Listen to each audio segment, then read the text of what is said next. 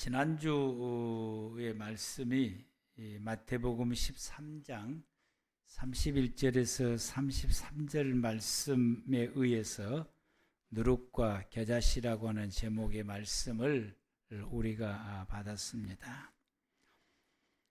보잘것없는 겨자씨 같은 나를 하나님께서 매우 소중하게 여기시고 하나님의 나라에 한 알로 심으셨다라고 말씀하셨습니다. 그리고 나에게 큰 기대를 하시게 됩니다. 겨자씨가 이제 움이 트고 자람으로 통하여서 군집을 이루고 새들이 보금자리가 되는 것처럼 우리가 그래서 제가 이 말씀을 겨자씨 하나를 심었다고 그래서 나만 심은 줄 알았더니 우리 교회를 보니까 한 사람씩 여러 개의 겨자씨를 심어놨더라고요. 그래서 이게 싹이 나서 자라게 되면은 큰 것은 2m까지 자라고 작은 것은 몇십 센치 이렇게 자라게 되는데, 이것이 크게 자라고 적게 자라고 하는 이것이 같이 이렇게 엉클어지고 어울러져서 군집이 될 때에 새들이 쉴 수 있는 보금자리가 되는 것입니다. 그러는 것처럼 하나님께서 우리를 하나님의 나라인 우리 교회에, 또 여러분의 가정 가운데에 한 사람씩 이렇게 겨자씨처럼 이렇게 심어 놓았을 때에 거기에서 나는 나 혼자냐라고 싹이 났더니 옆에도 싹이 나고 옆에도 싹이 나고 옆에도 싹이 나고 이렇게 자랐을 때에 왜 너는 나보다 더 크냐? 그러면서 아주 대든다든지 너는 왜 나보다 적냐? 하면서 이렇게 무시하든지, 이게 아니고 크고 작고 하는 이 나무들이 서로 이렇게 엉클어져서 군집을 이루어서 새들이 쉬는 것처럼 교회 안에도 마찬가지예요. 이제 믿음이 충만한 사람, 그렇지 못하는 사람, 늘 시험 한 번도 안 들고 믿음 생활 잘하는 성도가 있는가 하면은 늘 시험 가운데 있게 되고, 또 성령이 충만한 성도가 있는가 하면은 또 그렇지 못하고, 교회 안에는 이렇습니다. 여러 많은 성도들이 있는데 서로가 녹아져서 엉클어져서 같이 이렇게 하나의 아름다운 공동체를 이루게 됐을 때에 거기에 속한 모든 성도들이 그 속에서 쉼을 얻게 되고 은혜를 받게 되고 또 생명을 얻게 되고 위로를 받게 되고 용기를 얻게 되고 같이 어울려서 하나님의 뜻을 이뤄갈 수 있는 하나의 공동체가 되는데, 하나님께서는 나에게 그렇게 하기를 기대하고 있다라고 하는 거죠. 나에게. 우리는 이 기대를 이루어드릴 수 있는 그런 하나님의 사람들이 되기를 바랍니다. 그래서 이것이 지난주에 우리가 받은 말씀의 요지라고 볼 수가 있습니다. 그래서 하나님은 나를 통해서 다른 사람들이 위로받고 용기를 얻고 힘을 얻게 되고 구원을 얻게 하는 그런 역할을 할 수 있는 하나님의 사람이 되기를 기대를 하게 되고, 또 그렇게 생활해가는 사람이 하나님 앞에서나 모든 사람 앞에서 가장 명예로운 사람이다 라고 말씀하십니다. 우리가 그런 성도가 되려면 같이 이렇게 어울려서 같이 이렇게 엉클어져서 이 군집이 되어서 다른 사람들에게 이런 큰 영향을 끼칠 수 있는 공동체의 한 일원으로 우리가 되어져 가려면은 오늘 본문 말씀 가운데서 성령 충만할 때 가능하다. 아멘. 성령 충만할 때 가능하다. 그래서 초대교회 사도들과 성도들의 신앙의 형태를 보게 되니까 그들이 성령 충만할 때는 각각의 나달이었어요.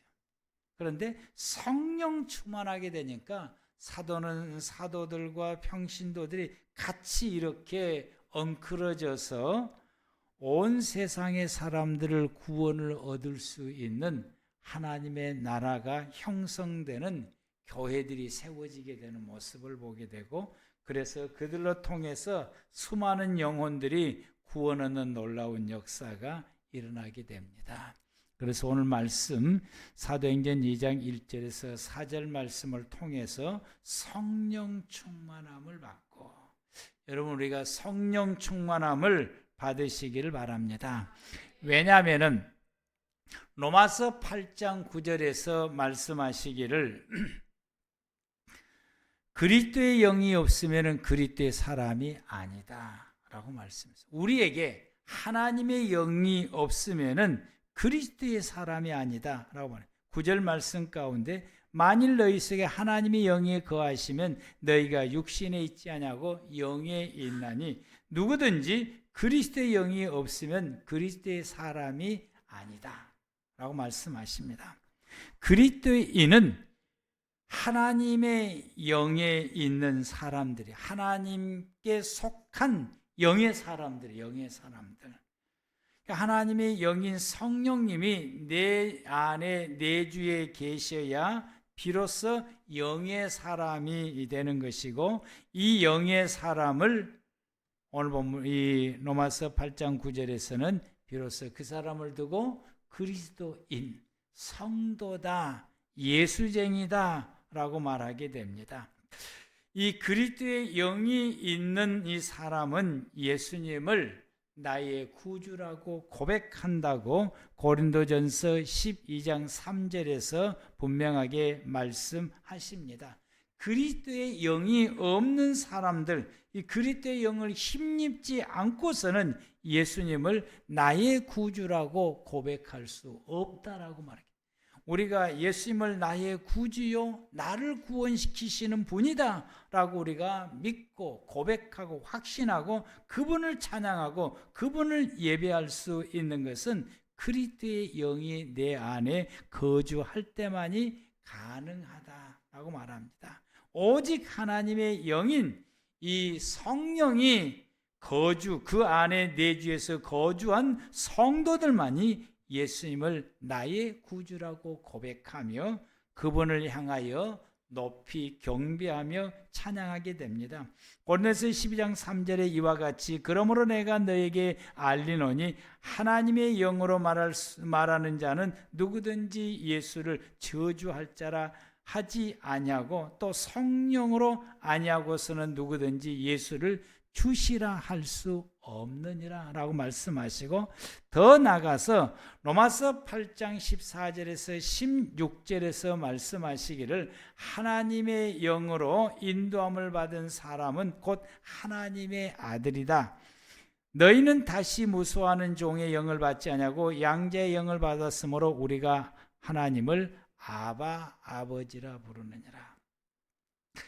성령이 친히 우리와 더불어 우리가 하나님의 자녀인 것을 증언하시나니 라고 말씀하십니다. 그러므로 그리스도의 영으로 인도함을 받은 사람이 하나님의 아들입니다. 성령으로 인도함 받은 사람이 하나님의 아들이고, 이 성령이 내주한 사람은 하나님을 부를 때에 아버지라고 부르게 되는 거예요. 아버지, 내 아버지. 그래서 기도할 때마다 하나님을 부를 때 아버지라고 부르며 기도하게 됩니다.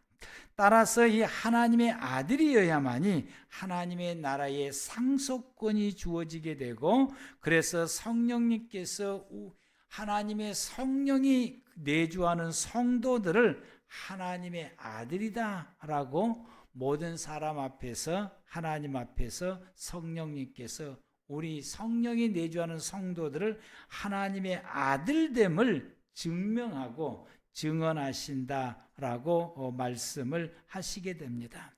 그래서 부활하시는 예수님께서 제자들에게 말씀하시며 신신당부하십니다. 사도행전 1장 1절에서 4절과 5절 말씀을 우리 함께 합독하시겠습니다. 시작.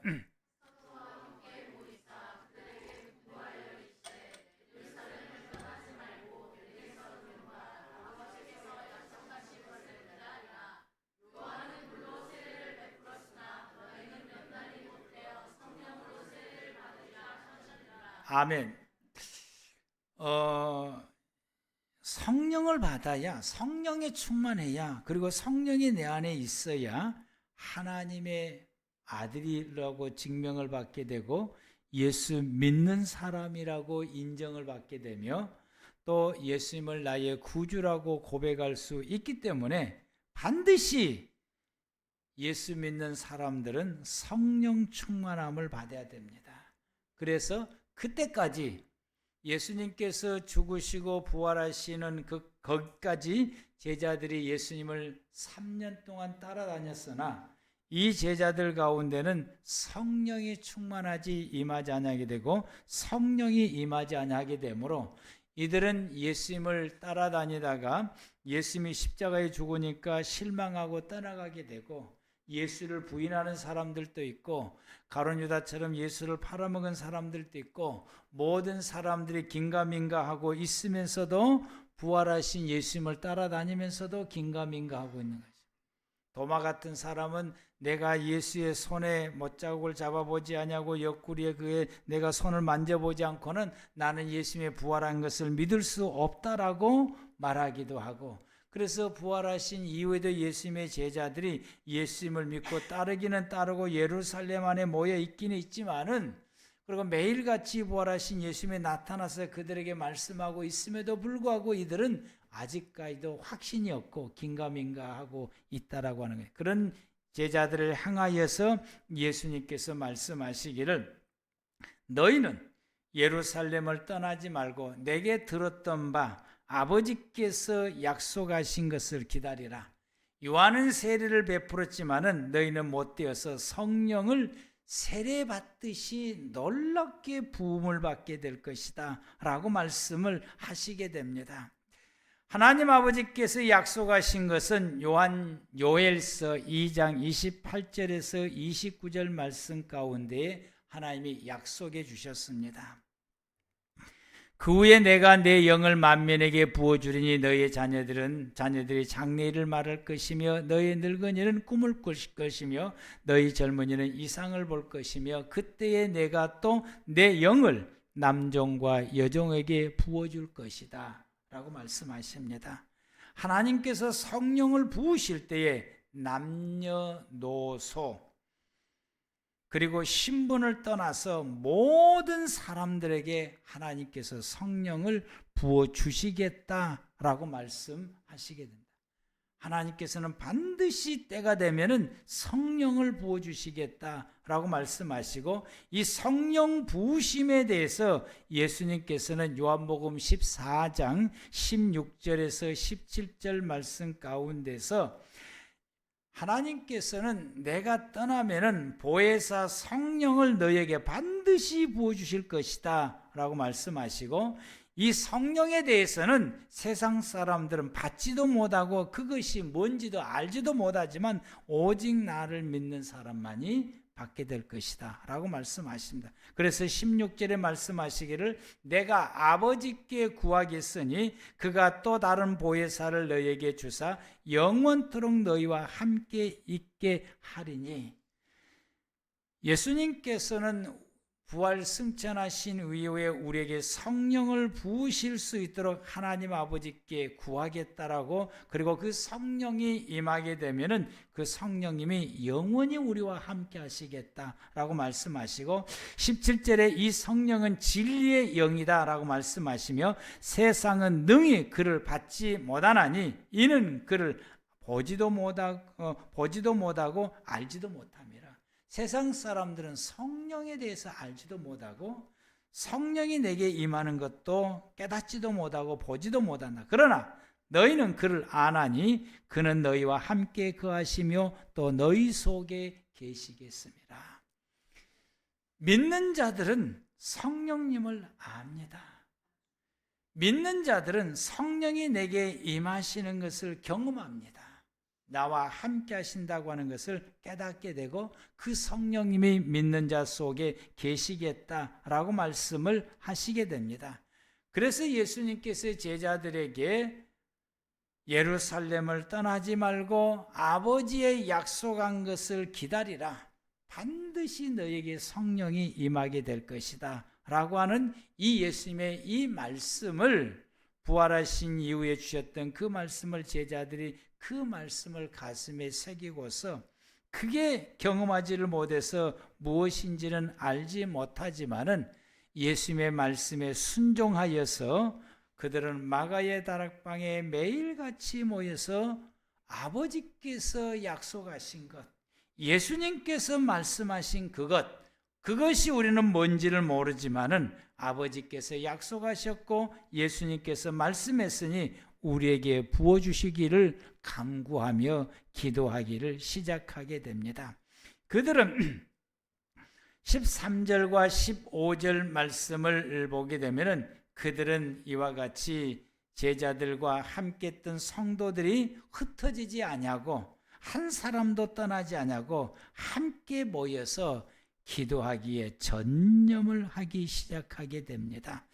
그들은 예수님의 말씀을 기억하면서 아버지의 약속하신 것, 이 성령님이 임재하기를 그들이 소망하면서 매일같이 그리고 간절하게 하나님 앞에 기도하는 모습들을 우리가 13절에서 15절 말씀까지 우리가 보게 되는데, 그들이 들어가 그들이 유하는 다락방으로 올라가니 베드로, 요한, 야고보, 안드레와 빌립, 도마와 바들레모, 마테와 및 알페오의 아들 야고보, 시몬이 세로린 시몬, 야고보의 아들 유다가 다 거기 있어 이 여자들과 예수의 어머니 마리아와 예수의 아우들과 더불어 마음을 같이하여 오로지 기도에 힘쓰더라.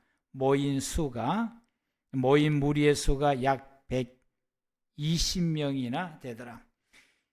그때까지는 예수님의 그 육신의 가족들은 함께하지 않았는데 이 모임 중에는 예수님의 육신의 가족들도 함께하시게 됩니다.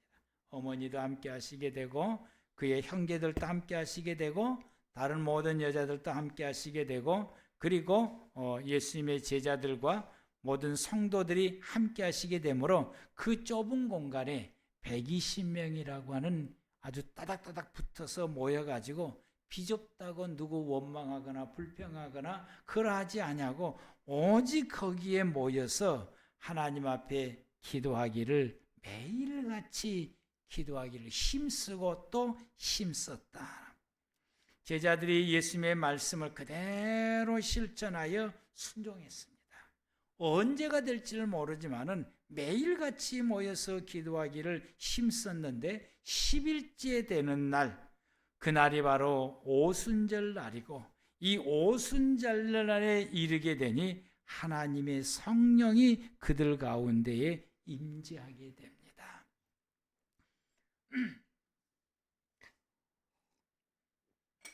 예수님의 제자들이 나와서 이제 성령 충만함 받고 나와서 이제 복음을 전하게 되니까 사람들이 그걸 보고 술이 취했다라고 말하게 되니까 예수님의 제자들이 하는 말이 지금이 한낮인데 정오인데 우리가 무슨 술이 취했겠느냐라고 말한 걸 보아서 아마 이들이 성령에 충만한 시간은 그 이전 아침 새벽이지 않느냐라고.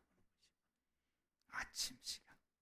그 이전에 기도할 때에 그들이 성령의 충만함 받고 견디지를 못해서 나가서 이제 복음을 전하기를 시작하게 되는데, 여러분이 성령 충만했던 이 광경의 말씀을 우리 다시 한 번 더 함께 이 말씀을 합독하도록 하시겠습니다. 사도행전 2장 1절에서 4절 말씀입니다. 다 같이 시작.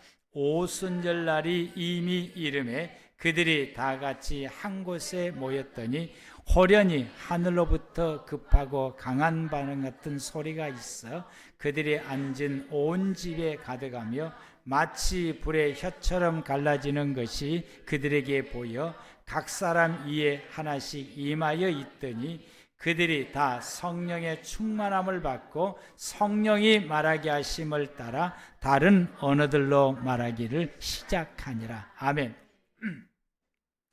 이들이 이와 같이 모여서 기도하였더니 호련히 하늘로부터 급하고 강한 바람 같은 소리가 있었다. 강한 바람이 그들 가운데에 불게 되고 그들이 앉을 때에 그 집에 온 집에 가득, 바람이 그 집에 가득하게 되고, 그리고 마치 불의 혀처럼 갈라지는 것이 그들에게 보였고, 각 사람이 하나씩 임하여 있더니 모두가 다 성령 충만함을 받게 됩니다.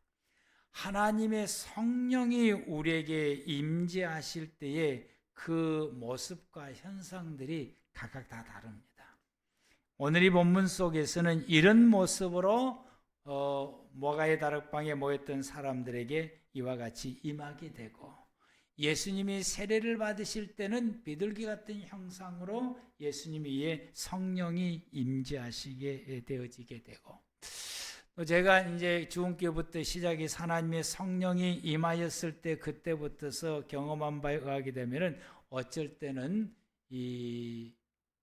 이슬이 임하는 것처럼 성령님이 성도들에게 촉촉하게 임하는 그런 그 현상들이 임하기도 하고, 뭐 다양하게 성령님이 임재하게 됩니다.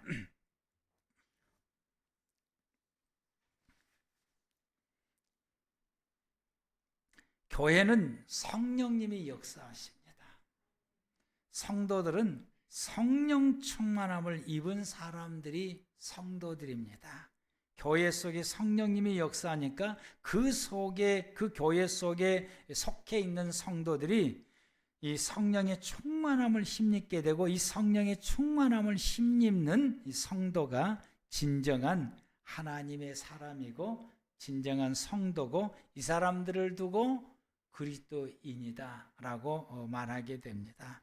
초대교회가 성령의 충만함을 힘입음으로부터서 교회가 시작이 되었고, 진정한 성도들이 시작되었고, 그 성도들이 하나님의 나라의 삶을 살기를 시작하게 됩니다. 하나님의 성령의 충만함을 입은 성령 충만한 사람이 진정한 성도가 되니까 이 성도들이 그때부터서 비로소 영적인 삶을 살게 되고 하나님의 나라의 삶을 살게 되고, 그 비로소 그들이 진정한 하나님의 사람이 되어서 하나님의 사람으로서, 그리고 성도로서 하나님의 나라의 삶이 어떤 삶인가를 그들의 자신의 삶을 통해서 그들에게 보여주시게 됩니다. 그래서 사도행전 2장 42절부터 47절 말씀 가운데서 보면은 성령 충만했던 이 초대교회 성도들의 삶의 모습을 이와 같이 언급해서 기록해 주고 있습니다. 그들이 사도들의 가르침을 받아, 이 성령 충만한 사람들은 사도들의 가르침을 잘 받습니다.